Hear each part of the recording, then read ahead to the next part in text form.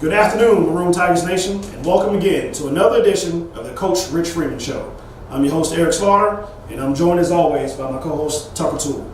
So, Tuck, the Morehouse Magic is running wild, all the way from the ATL up to the Chi. Yes, indeed, Eric. Words cannot explain the magic that was running through the air for the Maroon Tigers on Saturday afternoon in the come-behind victory 23-21 against the Miles College Golden Bears in the 21st Chicago Football Classic at Soldier Field. Well, Tuck, for those fans who didn't make the trip up to Chicago, let's dive into it and tell them how the Maroon Tigers pulled this out. Well, the Maroon Tigers didn't have the normal scoring output that they usually do, only putting up 23 points on the board. But running back Santo Dunn did have 150 rushing yards and on 18 carries and 1 touchdown. But the offense overall didn't have the big numbers that we've grown to see throughout the 2018 season. Sophomore quarterback Michael Sims had 217 passing yards on 18 of 35 attempts and 1 touchdown. One big touchdown. Very big touchdown. But he did throw his first 2 interceptions of the season. What happened on defense? However, on defense, the Maroon Tigers did step it up. After a slow start where the defense let Miles jump out to a 14-0 lead, the defense tightened up the defense over the final 3 quarters. By the end of the game, the Maroon Tigers held the Miles offense to a stingy 252 total yards of offense on the day, while forcing 3 turnovers, 2 fumbles, and 1 interception.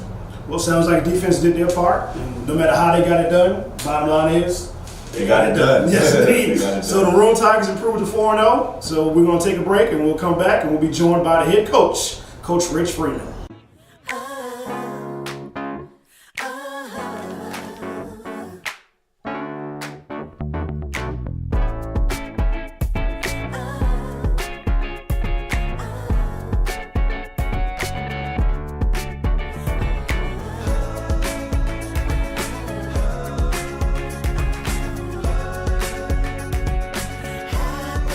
It all adds up to memories.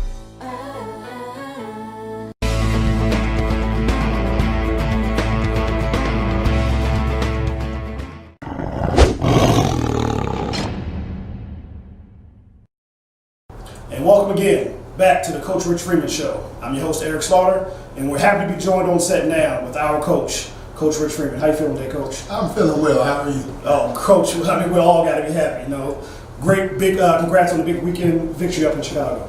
Thank you. Big win this weekend. Now, I know you want to talk about the win, but we're going to hold off on that just a second, because you know how we do here on your show, the Coach Rich Freeman Show. Just talk about football is not what we do. We like to talk about life just a little bit. So we're going to talk about life, because down here in the South, especially here in the South, sometimes we forget that life has more to do with just what happens on the gridiron every Saturday and Sunday, Friday nights. Life is a 7-day a week. So we want to learn something about you, Coach. You already told us about your playing days, your beginning of your coaching career. You talked about why you chose Morehouse. We're so happy that you're here. But today I want you to tell us a little bit more about yourself. What do you do when you're not coaching your team? How do you get away and refocus your energy and do things on your own? Okay, well, I definitely I like to spend a lot of time, as much time as I can, with my family, my wife and kids. Whenever we're not doing anything football related, sitting down, watching dinner, catching a movie here and there. Those are things that I really take to in terms of coping with the long hours, the stress that comes with coaching football. I like to run. I'm a avid runner, 2 to 3 miles, pretty much 5 times a week. Wow. And like to spend time Bible study in church, reading, so on and so forth. And I'm from Atlanta, so every so often get a chance to visit my mom. So, gotta keep in touch with mom, right? Yep, Coach, it's good to hear that you like to spend time with your family. Do you ever, and you say you run a lot, do you ever take part of any running events or the Georgia Road Race or any of those events? I do. I like actually the Peachtree Road Race. Peachtree Road Race, excuse me. Yes, sir. I run the Peachtree Road Race every year. I've been doing so pretty much the past 15 years. I like to run in the HBCU race, the 5K. Okay. I choose to run the 5K instead of the 10 because the very next week is the Peachtree Road Race, and that's a 10K. That's the biggest 10K in the country. So. Yes, sir. What's your time in those, Coach? Give me a little. My best time in the 10K was, I want to say, 55 minutes. That was about 10 years ago. Okay, well that's about 10 minutes a mile, though, so that's a pretty good average. That's a pretty good pace. Right. And you say you're from Atlanta. Do you go to any of the sporting events? You know, Falcons, Hawks. I try to get to the Hawks games every so often. Very hard to go to the Falcons games. Football season, with Sunday being a major work day for us. Well, thanks for giving us that little insight into yourself, and we're not going to hold you back too long. We know we want to talk about that big win up in Chicago, so we're going to take another quick little break. And we'll be real quick. When we come back, we'll talk about the thriller in Chi-Town. Morehouse Healthcare is your source of wellness and healthy living. We offer a world-class comprehensive surgical practice that now includes bariatric, minimally invasive, and robotic surgery. You don't have to let obesity rule your life. The Morehouse Healthcare surgical team can provide the weight loss surgical solutions to take your next step to living a healthier life. To see if weight loss surgery is right for you, call us today or visit us online to make an appointment. Morehouse Healthcare. Compassionate care.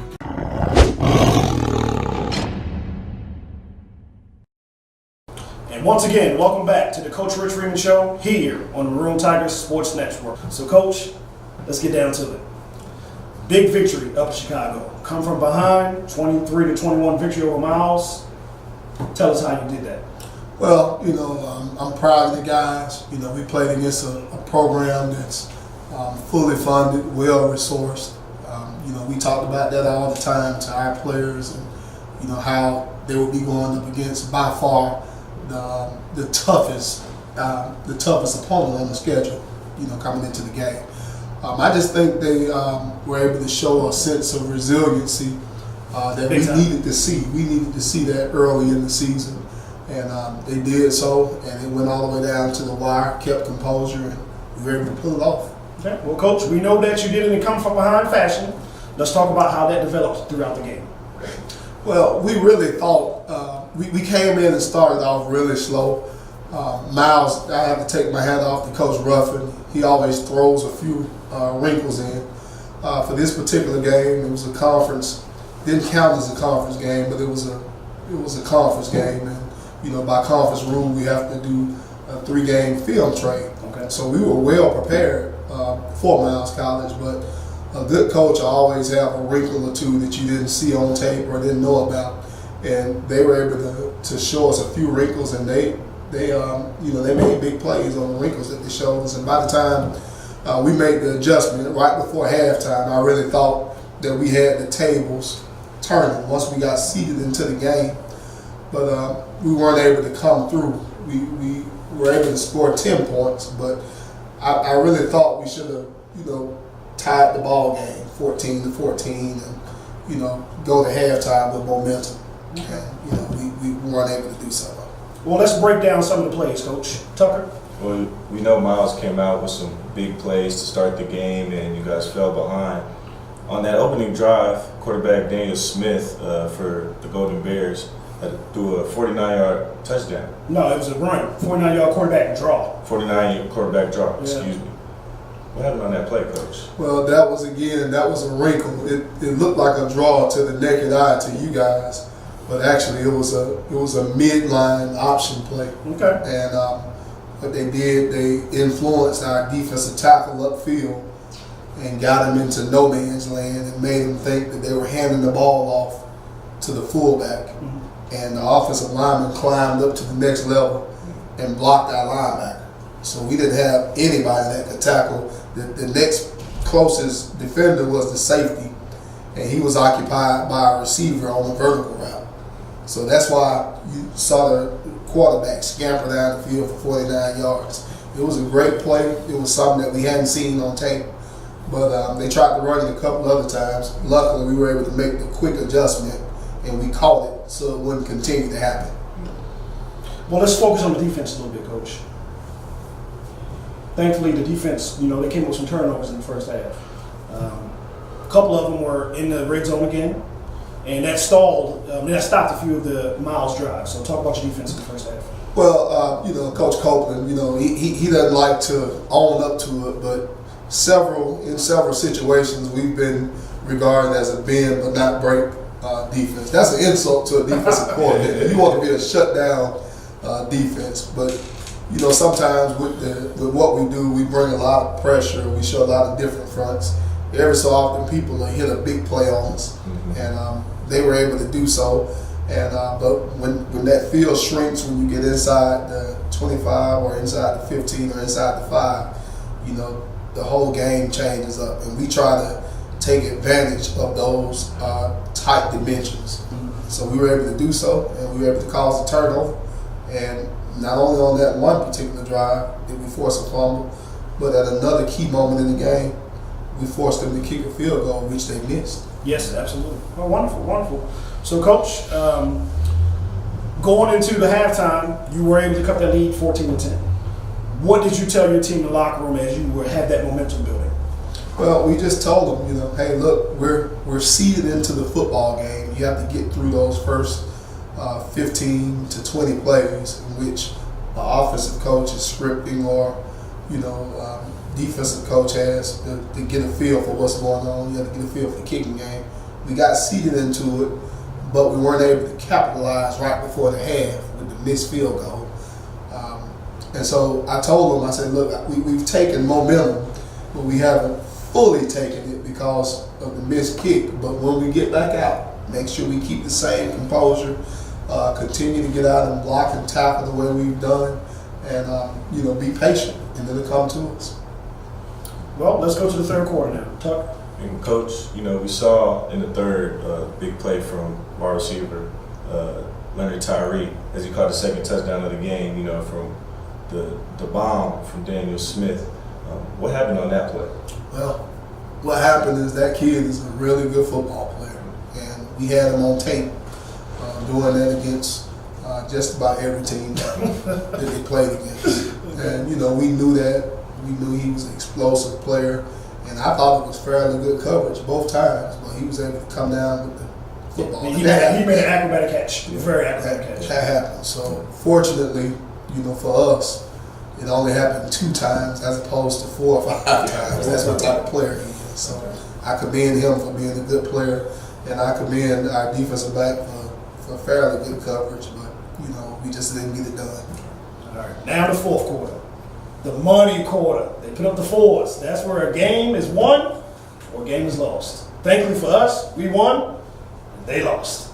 Right. So let's break it down. Now, you started the fourth quarter. You already had a drive going in the third. Fourth quarter, on the second or third play, 2-yard touchdown run by big fullback Travion Baker. That was his first carry of the season. What made you call his number, Coach? Well, we talked about that. I mean, Travion, here's a kid in high school that ran the 100-yard dash. He was a pretty good offensive and defensive player. He's really fast, and he really could play tailback in certain schemes. But I just think sometimes he's the best blocker we have on the offensive side of the football.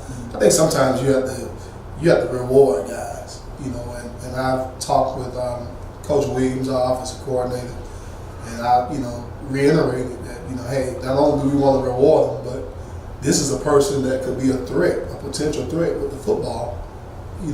Even after we reward him, we may get a reward in turn as well. So that's exactly what happened. We wanted to give him the ball, just let him know, hey, keep blocking. And he showed us that he's more than capable of total football. 1 carry, 1 touchdown. That's a pretty good efficiency right there. Yep. Well, Coach, for the rest of the fourth quarter, for the most part, it was a bumpy ride for the offense, but defensively, you guys held Miles in check. The 3 punts and a missed field goal for the Golden Bears, and then it happened. Everybody says the 2-minute drill. This was really like the 1-minute drill for you guys. With 1:10 on the clock, 70 seconds. Michael Sims led the offense on an 8-play, 84-yard scoring drive, and it was caught by. It was still voted the number 1 play in Division 2. So take us through that 39-yard Hail Mary to Jamel Good. Take us through that whole drive, if you can. Well, I'll be honest with you. That my hat's off to Coach Williams, the offensive coaching staff, and those kids. We practice situational football quite often. As all coaches do. Quite often, and not only do we practice it, it's a big deal. I mean, we stop practice and pause, and it's almost as if we pull out a majestic horn and alert everybody, hey, look here, we're getting ready to do 2-minute drill. We make it out of a big deal. And the kids embrace it. Mike did a good job of engineering the calls that were put in by Harry. And the offensive line did a really good job of protecting. The kids ran unselfish routes because, a lot of times you can tend to unconsciously run a selfish route, thinking that you're getting ready to get the football, but you're cutting someone else off. So we had the right group of guys on the field at the right time, and the windows came open, and the kids caught the ball.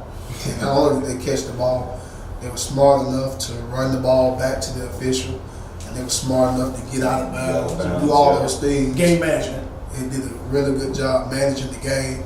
And to be honest with you, we were trying to take a shot, just so we could have another shot. But it seemed like the ball stayed in the air forever. All the time ran off the clock. Tramel Gooden is also a basketball player, so he's one of our top rebounding basketball players. So it was like getting up and grabbing the rebound. And being a member of that Morehouse basketball team, he knows how to win because they got a little bit of a pedigree over there. So he brings that to your football team. No question. Well, folks, we know how it ended. Thrilling 23-21 come from behind victory for your 4-0 Maroon Tigers. Well, Coach, we're going to take a little break. When we come back, it's time to turn the page. We'll talk about the Kentucky State Thoroughbreds here on the Coach Rich Freeman Show.